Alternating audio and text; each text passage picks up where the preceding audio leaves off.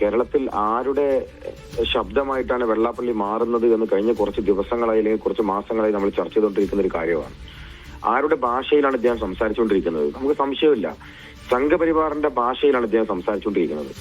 സംഘപരിവാറിന്റെ ഭാഷയിൽ ഇദ്ദേഹം സംസാരിക്കുന്നു, സംഘപരിവാറിന്റെ കണ്ടന്റുകൾ ഇദ്ദേഹം പറഞ്ഞുകൊണ്ടിരിക്കുന്നു എന്ന് കഴിഞ്ഞ കുറേ മാസങ്ങളായി നമ്മൾ പറഞ്ഞുകൊണ്ടിരിക്കുമ്പോഴും ഇദ്ദേഹത്തെ സരസ്വതി വിളയുന്ന നാവായി നിരന്തരമായി ഇദ്ദേഹത്തെ അഭിനന്ദിച്ചുകൊണ്ടിരിക്കുന്നത് കേരളത്തിന്റെ മുഖ്യമന്ത്രി ശ്രീ പിണറായി വിജയനും കേരളത്തിനെ ഭരിക്കുന്ന ഭരണകൂടവുമാണ്. ഞങ്ങൾ പറയുന്നത് ഇനിയും ഇദ്ദേഹത്തിന് ഇങ്ങനെ കേരളത്തിന്റെ മതേതര സമൂഹത്തിനിടയിൽ വിള്ളൽ വീഴ്ത്തുന്ന വർത്തമാനങ്ങൾ പറയാൻ അവസരം കൊടുക്കുന്നത് അത്യന്തം അപകടകരമാണ്. ഇദ്ദേഹത്തിന്റെ നിയമ നടപടി സ്വീകരിക്കാൻ ഈ സർക്കാർ തയ്യാറാകണം എന്ന് പറയുകയാണ്. നമുക്കൊരു മാധ്യമ പ്രവർത്തകരോട് വിയോജിപ്പാകാം, അദ്ദേഹം പറയുന്ന ചോദ്യങ്ങളോട് നമുക്ക് വിയോജിപ്പുണ്ടാകാം, പക്ഷെ അതിനൊരു തീവ്രവാദിയായും അതിനൊരു വർഗീയവാദിയായും ചിത്രീകരിക്കാൻ, അദ്ദേഹത്തിന്റെ പേര് നോക്കാൻ, അദ്ദേഹം പ്രവർത്തിക്കുന്ന സംഘടന നോക്കാൻ, അദ്ദേഹം നിൽക്കുന്ന ദേശം നോക്കുക, ആ ദേശത്തിന്റെ പേര് അദ്ദേഹത്തെ തീവ്രവാദിയാക്കുക, അദ്ദേഹത്തിന്റെ പേരിന്റെ പേര് അദ്ദേഹത്തെ തീവ്രവാദിയാക്കുക, അദ്ദേഹം മുൻകാലങ്ങളിൽ പ്രവർത്തിച്ച സംഘടനയുടെ പേര് അദ്ദേഹം തീവ്രവാദിയാക്കുക എന്നൊക്കെ പറയുന്നത് നമുക്ക് എല്ലാവർക്കും അറിയാം. കേരളത്തിൽ നമ്മൾ സ്ഥിരമായി ഇന്ത്യയിൽ നമ്മൾ സ്ഥിരമായി കേൾക്കുന്നത് സംഘപരിവാർ നാവുകളാണ് അങ്ങനെ സംസാരിച്ചുകൊണ്ടിരിക്കാറുള്ളത്. ആ സംഘപരിവാർ നാവുകളിലെ വിഷലിപ്തമായ സംസാരങ്ങളാണ് ഇത്തരത്തിൽ നമ്മൾ കേട്ടുകൊണ്ടിരിക്കുന്നത്. സമാനമായ രൂപത്തിലേക്ക് പൂർണ്ണമായി ഇന്നലെയും ഇന്നുമായി എന്താണ് വെള്ളാപ്പള്ളി നടേശൻ പറഞ്ഞുകൊണ്ടിരിക്കുന്നതെന്നും അദ്ദേഹം എന്ത് കപടതയാണ് കാണിച്ചുകൊണ്ടിരിക്കുന്നതെന്നും ജനം മറനീക്കി കണ്ടുകൊണ്ടിരിക്കുന്ന ഒരു ഘട്ടത്തിലാണ് നമ്മളുള്ളത്.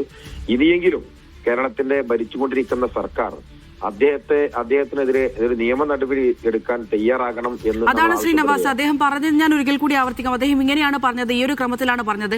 ഈ റിപ്പോർട്ടിന്റെ പേര് റഹീസ് എന്നാണ്, എനിക്ക് അദ്ദേഹത്തെ അറിയാവുന്നതാണ്, ഈരാറ്റുപേട്ടക്കാരനാണ്, MSF നേതാവാണ്, തീവ്രവാദിയാണ്, മുസ്ലിങ്ങളുടെ വക്താവാണ്. ഇങ്ങനെയാണ് അദ്ദേഹം പ്രതികരിച്ചിട്ടുണ്ടായിരുന്നത്. അതാ ഞാൻ പറയുന്നത്, ഒരു വ്യക്തിയുടെ പേര് നോക്കി എങ്ങനെയാണ് തീവ്രവാദിയാണെന്ന് ചിത്രീകരിക്കാൻ അല്ലെങ്കിൽ പറയാൻ ഇദ്ദേഹത്തിന് സാധ്യമാകുന്നത്?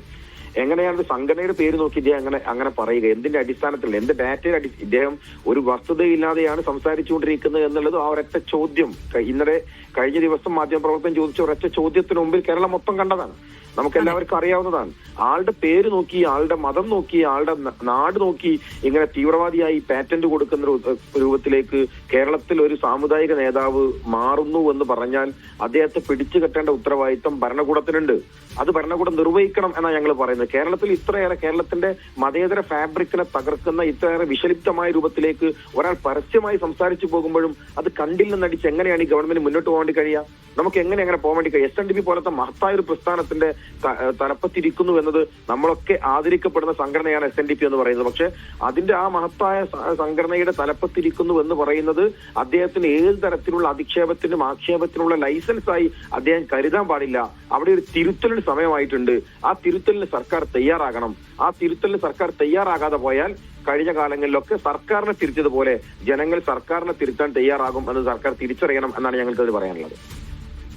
ശരി, വളരെയധികം നന്ദി ശ്രീ പി കെ നവാസ് പ്രതികരിച്ചതിന്. സെയ്ഫ് സെയിൻ ലാബ്ദീൻ തിരുവനന്തപുരത്ത് നിന്ന് വിവരങ്ങൾ നൽകാനായി ചേരുന്നുണ്ട്. സെയ്ഫ്, ഇതിപ്പോൾ വളരെ അധിക്ഷേപപരമായിട്ടുള്ള ഒരു പ്രതികരണമാണ് ഇന്നും അദ്ദേഹത്തിന്റെ ഭാഗത്ത് നിന്ന് വന്നിരിക്കുന്നത്.